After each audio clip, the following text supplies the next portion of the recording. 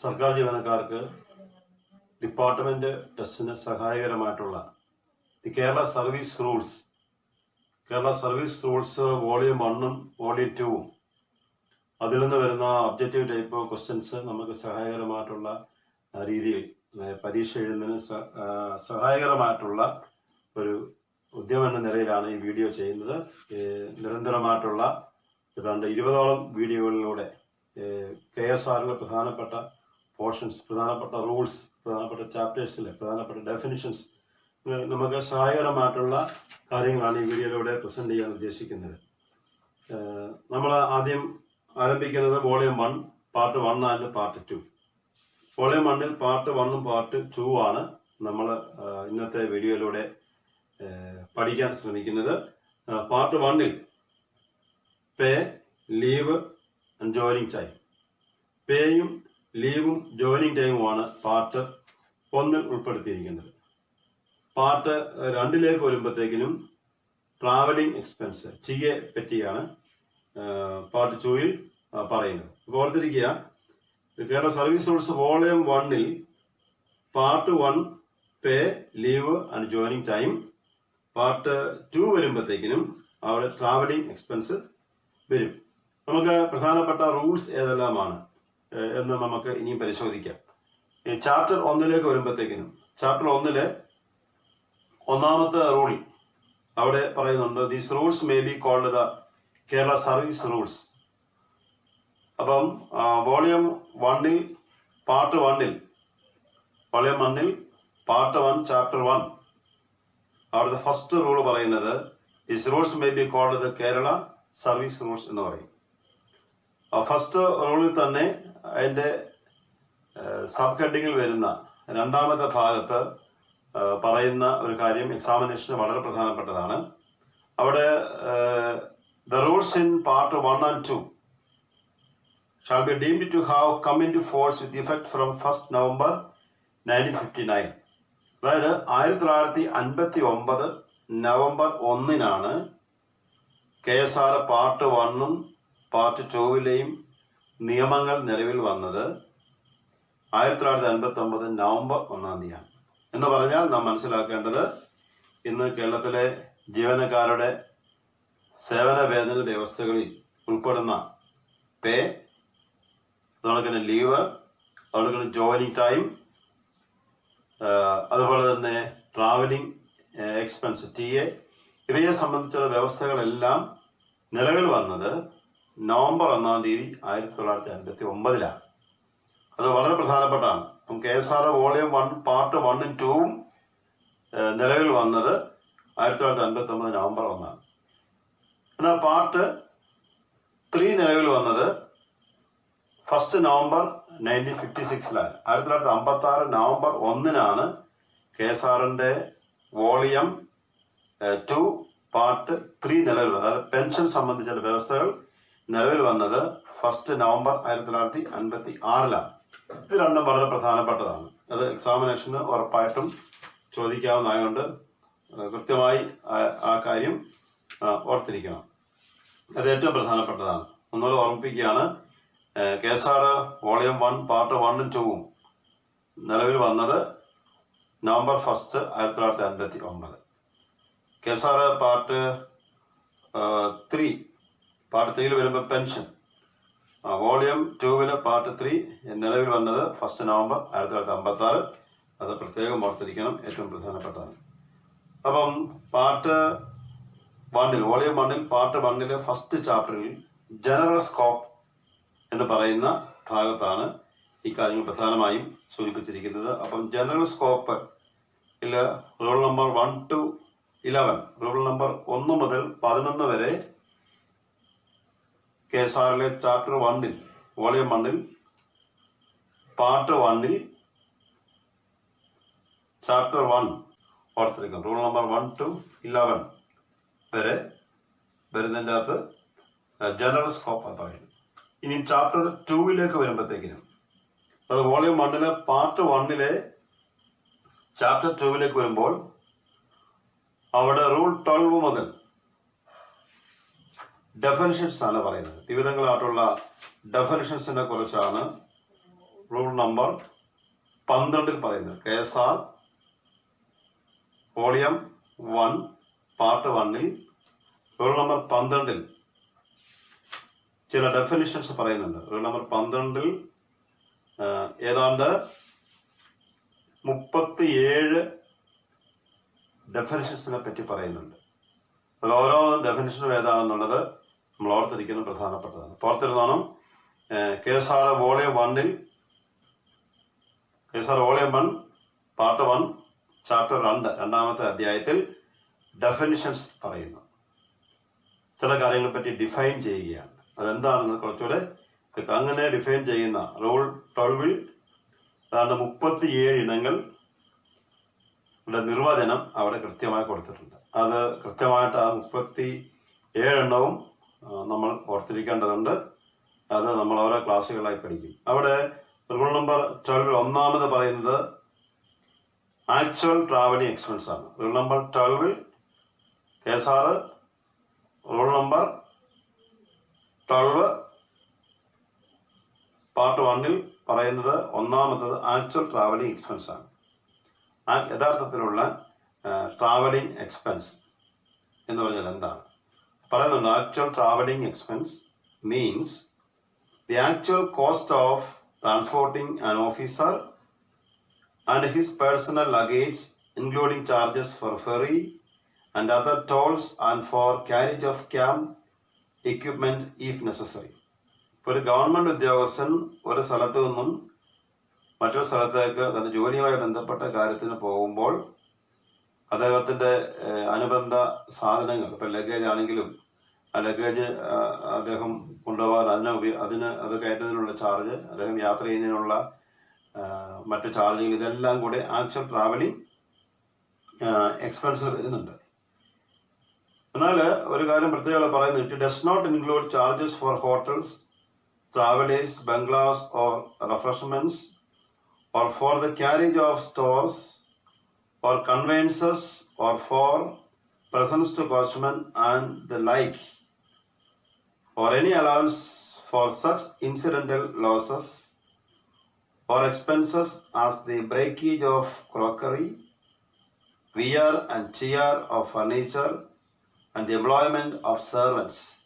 അപ്പോൾ ഇതെല്ലാം actual travelling expense എന്താണ്, ആക്ച്വൽ ട്രാവലിംഗ് എക്സ്പെൻസ് അല്ലാത്ത ഏതാണെന്ന് വളരെ കൃത്യമായി റൂൾ നമ്പർ 12 കൃത്യമായി ഒന്നാമത്തെ എടുത്ത് തിരിച്ചു പറയുന്നുണ്ട്. അപ്പോൾ റൂൾ നമ്പർ 12 ഒന്നാമത് പറയുന്നതാണ് ആക്ച്വൽ ട്രാവലിംഗ് എക്സ്പെൻസസ്. അവിടെ പറയുന്ന രണ്ടാമത്തെ ഡെഫിനിഷൻ പറയുന്നത് അപ്രന്റൈസ് ആണ്. അപ്രന്റൈസ് ആണ് രണ്ടാമത് പറയുന്നത്. അപ്രന്റൈസ് എന്ന് പറഞ്ഞാൽ എന്താണ്? Means a person deputed for training with a view to employment in government service who draws pay at monthly rates from government during such training, but is not employed in or against a substantive vacancy in the cadre of a department. ഇപ്പോൾ ഡിപ്പാർട്ട്മെന്റിൽ ഒരാൾ ജോലിക്ക് ചേരുന്നവർ അവിടെയുള്ള ഒരു training കാലഘട്ടം, ആ training കാലഘട്ടത്തെ വേണമെങ്കിൽ അപ്രന്റൈസ് എന്ന് വേണമെങ്കിൽ വിളിക്കാം. അതാണ് അപ്രന്റൈസ് എന്ന് പറയുന്നതിൻ്റെ രണ്ടാമത്തെ ഡെഫിനിഷൻ എന്ന് പറയുന്നത്.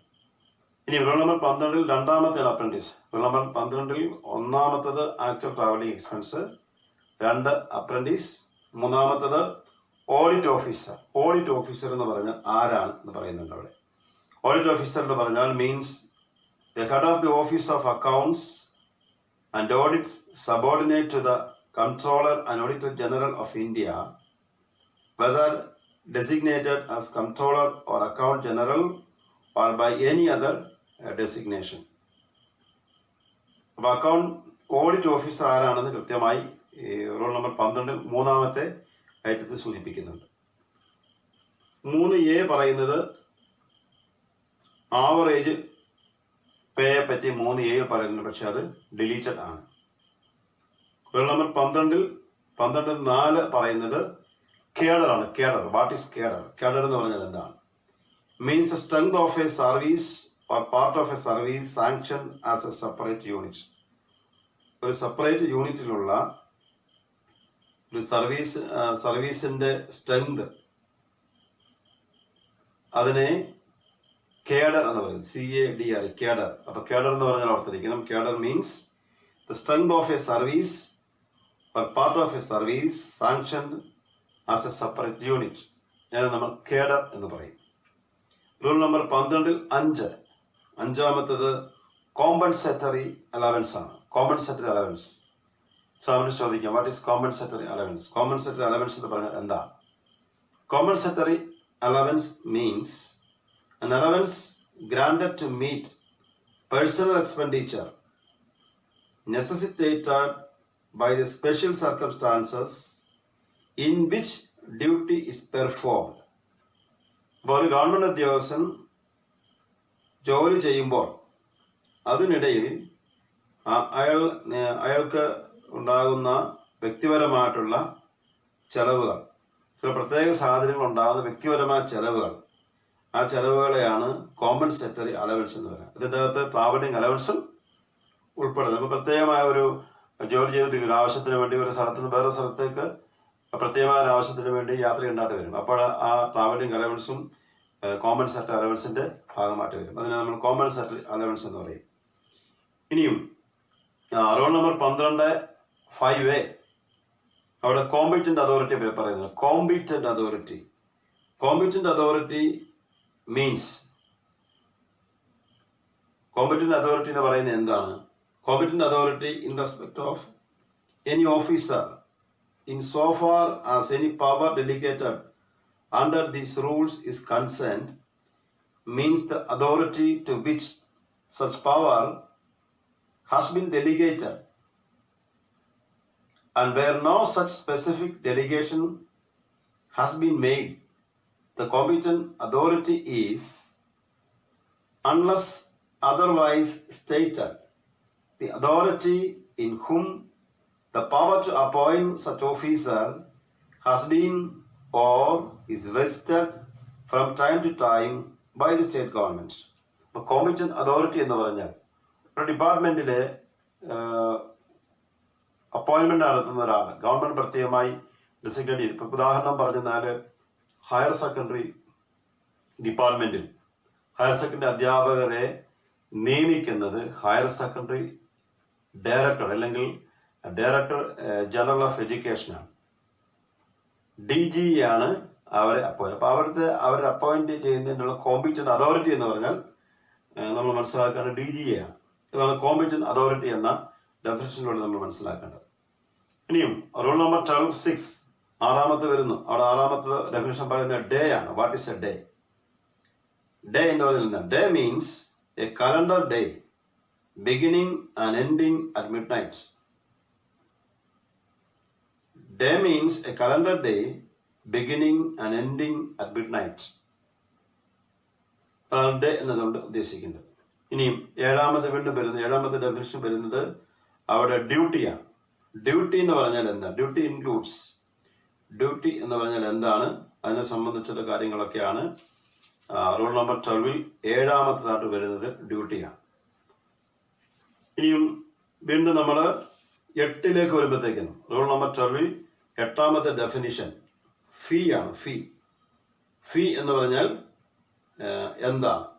ഫീ means a recurring or non recurring payment to an officer from a source other than the general revenue. General റവന്യൂവിൽ നിന്നല്ലാതെ ഒരു ഓഫീസർ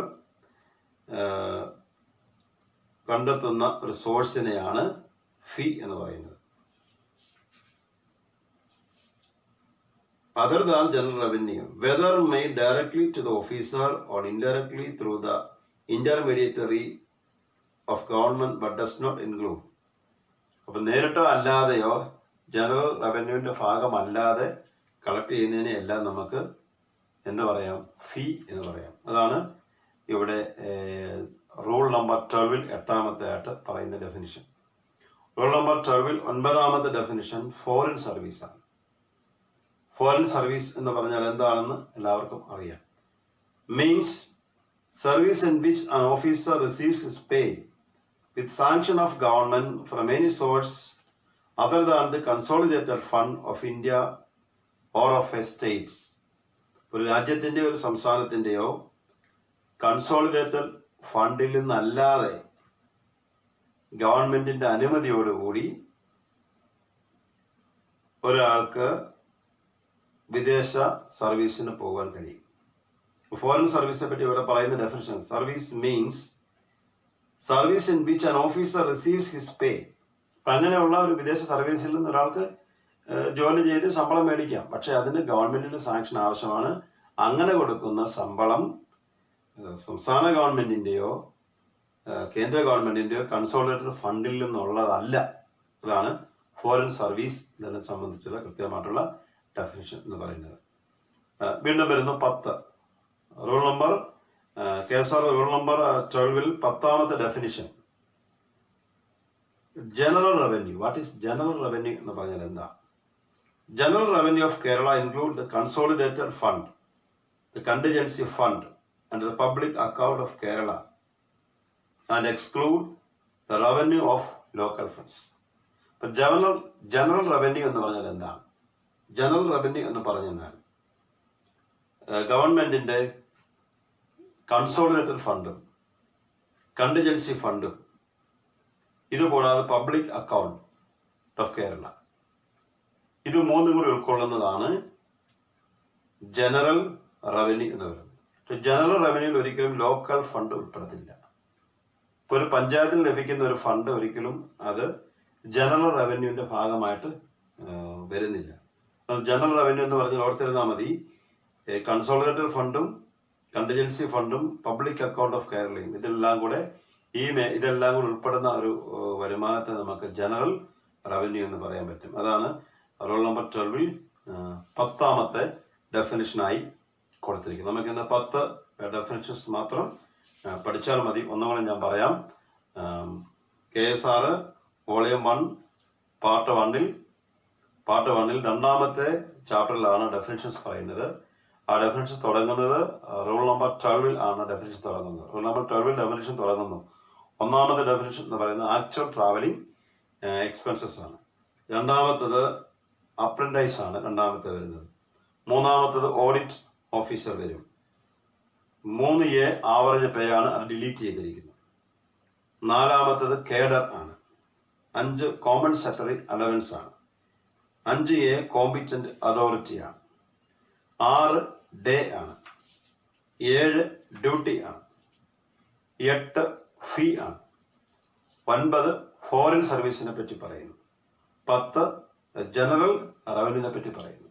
നമുക്ക് ഇന്ന് ഇത്രയും കാര്യങ്ങൾ പഠിച്ചാൽ മതി. ഇത് കൃത്യമായി ഓർത്തിരിക്കാൻ ശ്രദ്ധിക്കുക. നമ്മൾ ഇന്ന് പഠിച്ചു നിർത്തിയത് ചാപ്റ്റർ 2ലെ ഡെഫിനിഷനാണ്. 1 മുതൽ 10 വരെയുള്ള ഡെഫിനിഷൻ ഇതിനെ പറ്റിയെല്ലാം പറഞ്ഞിരിക്കുന്നത് എന്നുള്ളതാണ് നമ്മൾ പ്രധാനമായും ഇന്ന് പഠിച്ചത്. അടുത്ത കൂടുതൽ വിവരങ്ങൾ നമ്മൾ അടുത്ത ക്ലാസ്സിൽ പഠിക്കുന്നതായിരിക്കും. Thank you.